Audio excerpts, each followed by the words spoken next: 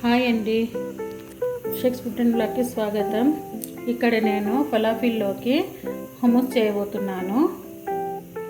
అది ఎలా చేస్తానో చూపిస్తాను. ఇక్కడ నేను ముందుగానే నూగులను వేంపి పెట్టుకున్నాను చల్లగా అవుతాయని. ఇప్పుడు చల్లారిపోయాయి కదా, ఇప్పుడు మిక్సీకి వేసి ఇలా జార్లో వేసుకొని పట్టేస్తాను మెత్తగా. నూగులు అనేవి ఇలా మిక్సీకి పట్టేసిన తర్వాత ఇలా మెత్తగా పౌడర్ లాగా అయిపోయింది కదా.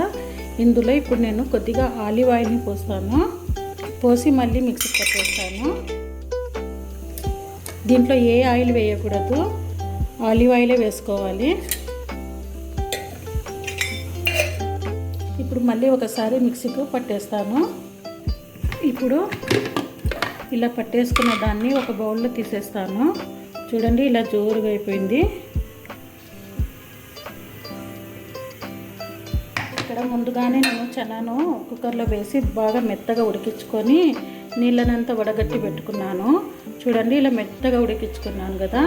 ఇప్పుడు ఇది కూడా మిక్సీ జార్లో వేసి దీంట్లో కొద్దిగా 1 స్పూన్ జీలకర్ర పౌడరు, కొద్దిగా ఉప్పు, 2 ఎల్లిపాయల రెబ్బలు వేసి మెత్తగా పడతాను. అది కూడా చూపిస్తాను. ఇక్కడ నేను 1 స్పూన్ జీలకర్ర పౌడర్ వేసాను. ఇందులో ఇప్పుడు వెల్లుల్లి రెబ్బలు వేసుకుంటున్నాను.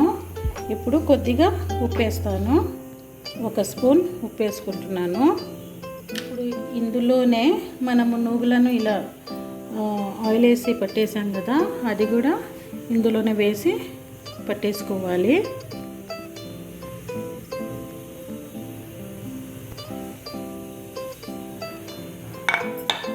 మర్చిపోయాను, ఇక్కడ ఒక నిమ్మకాయ జ్యూస్ని వేసుకోవాలి.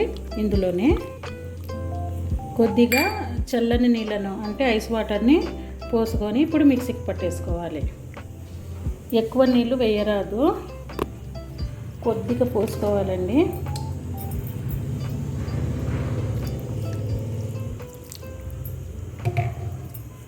ఇప్పుడు మిక్సీకి పట్టేసుకుందాం మెత్తగా.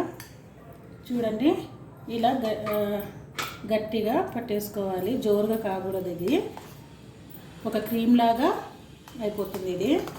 ఇప్పుడు ఒక బౌల్లో తీసేస్తాను.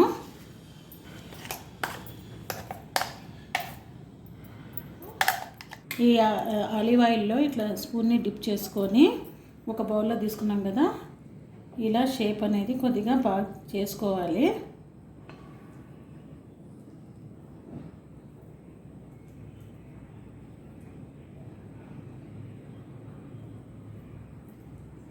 తర్వాత ఆలివ్ ఆయిల్ని ఇలా పోసుకోవాలి. ఇది 2 రోజుల వరకు ఫ్రిడ్జ్లో పెట్టుకున్నా ఏం పాడు కాదండి.